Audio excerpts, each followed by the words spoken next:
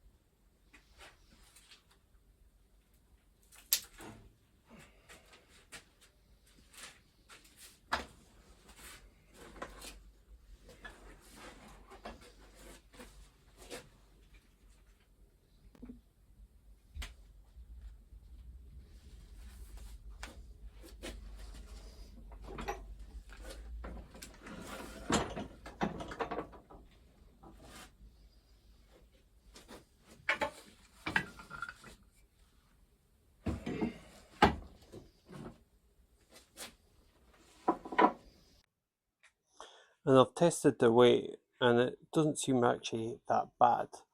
That if I lift it here, there's a weight on it, but I should be able to angle it across. So I'm just gonna get it there.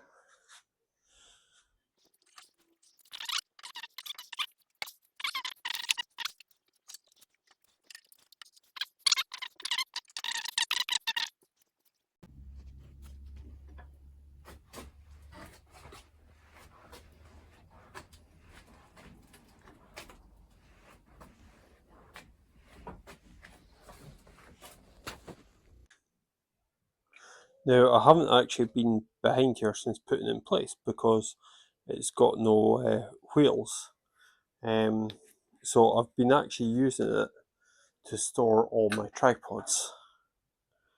And I've got a fair amount of tripods. I just need little heads on it to actually have different recording positions. But let's just take that out. I'm tempted to also just put up the blind while I'm at the back here.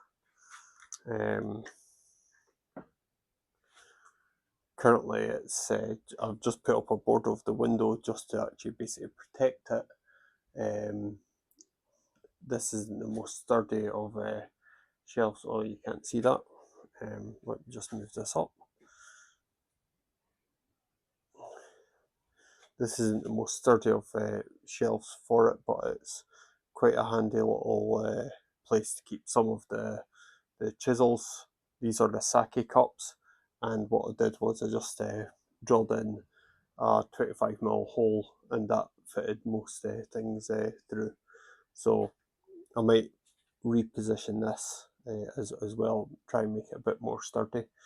I could always attach it to the wall itself, but I may be doing stuff with the wall. So anyway, back to sorting out the wheels.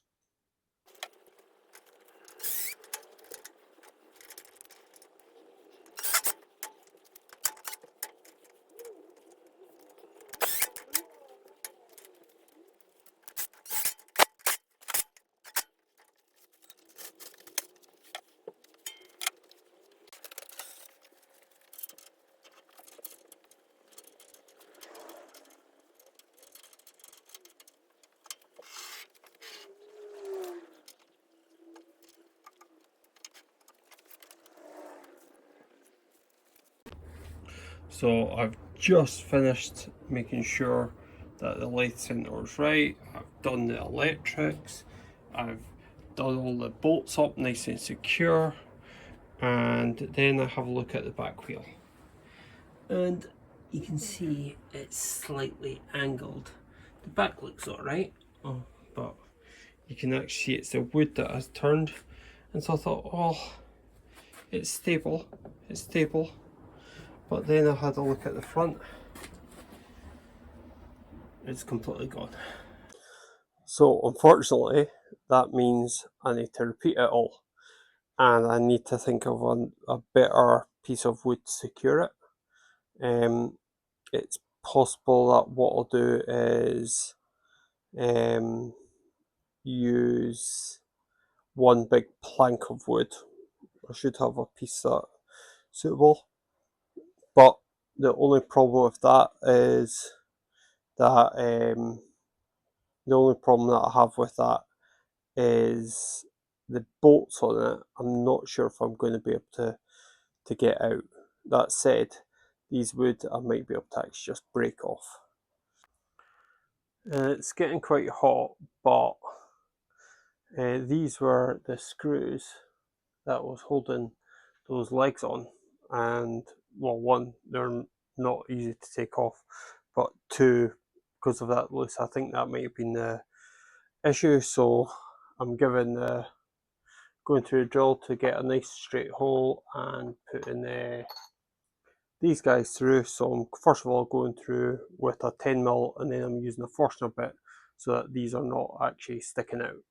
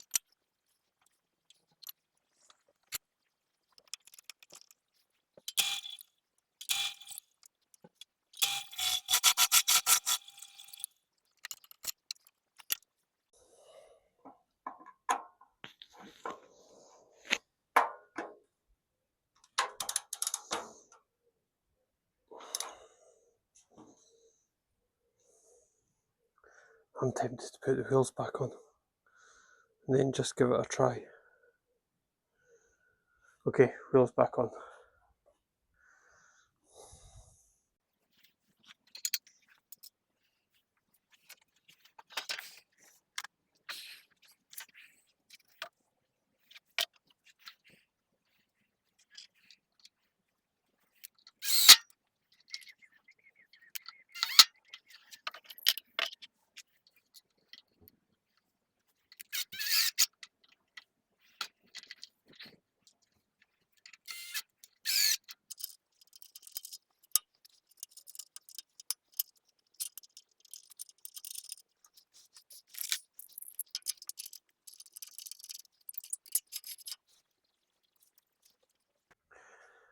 Okay, so that is on wheels now.